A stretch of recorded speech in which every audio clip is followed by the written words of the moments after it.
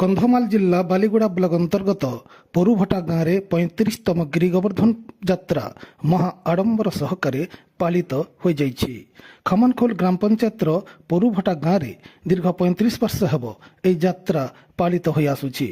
चलित वर्ष गिरी गोवर्धन पूजा यात्रा कमिटी पक्षर बहु आडंबर सहकारे पालित होता बेले 2 दिन हेब यात्रा मेला लगी रही। बालीगुड़ार संपूर्ण महाभारत नाटक मंचस्थ होइछि। यात्रा देखिबाकू जिला तथा जिला बाहर बहु दर्शकों समागम होइथिबा देखा जाइछि। बालीगुड़ारू प्रमोद कुमार डनसनांक रिपोर्ट लोगावाज.in।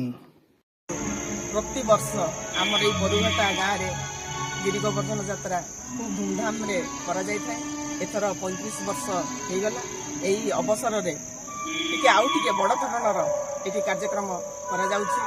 तेणु आमे माने अतिथि हिसाब रे एठी योगदान करबा को आसी। केमती लागुछि जे यात्रा होछि आपन मन निश्चय बहुत भल लागुछि। काहे एथर टिके बड़ धरणर करा जाउछि। तेणु बहुत खुशी अछु आमे समस्त ग्रामवासी। ता सहित आमर लंडागा पंचायत रु भी आमर देवेंद्र भाई कवि भाई समस्त आज ये उपस्थित होइछंती। तेणु बहुत खुशी लागुछि। श्रीकृष्णंकर लीला सारा भारत रे व्यापीगिरी अछि। जहाँ आमर छोट ग्राम पोरुभटा हेले भी इने इ प्रकार लोकंकर हस खुशी और आनंद अछि जे आपण माने निजे अनुभव करि परिबे। ये गोटे सुंदर परिवेश जंगल भितरे हम ठाकुर श्रीकृष्णंकर लीला को समस्ते ग्रामवासी मर्मे मर्मे बुझिछंती जे प्रकृत कृष्णंकर आज दिन रे केउ भली भाव रे से गोपी मान को उद्धार करथिले सेही निर्दर्शन आज पोरुभटा गाँव भी आम देखा मिलूँ कि आखि दृष्टि उन्नति हो पारनी जो मंदिर हो कि आप कार्यक्रम होभली किसी उन्नति परिलक्षित होना कौन कह उन्नति परिलक्षित होना दीर्घ दिन है तो एक छत्रवाद शासन चली आम आशा करूँ जे वर्तमान परिवर्तन होती किसी उन्नति हम बोली आशा आम रखीचु। ग्रामवासी भी अनेक आशा अच्छी। कौन कहे जो निरा कार्यक्रम रही केमती लगुच आप 35 वर्ष है एक प्रकृति परिवेश भितर एक सुंदर भाव में पहाड़ उपर एक ठाकुर विराजमान करछंती। एही पोरुभटा ग्राम अधिवासी निरंतर भाव में पूजा करी आसुछंती। एक रास्ता कड़े एक सुंदर झरणा भी आप देखुथिबे कुळुकुळु बही जाउछि। एभली भाव में एमाने सबु किछि आज्ञा प्रकृति आपण जो आमे छामुंडिया तले आमे ठिया उठिछि।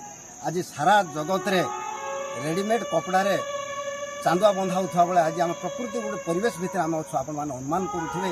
एवं जो आपण रास्तार आसिले जनगहलीपूर्ण जो उत्साह वातावरण अच्छी ये लोक मैंने साधारण जनसाधारण को मुझे धन्यवाद दूसरी अंचल जनसाधारण मानक जे आज यही पोरुभटा ग्राम एक सहर माने प्रतिष्ठा कर दे पारछंती। गोटे सहर भाया माने गोटे जाकजमक तैयारी करी आपनकर मीना बजार कहतो कि जो महाभारत नाटक जो आज कर जो अनुष्ठान आयोजन कर धन्यवाद देवे।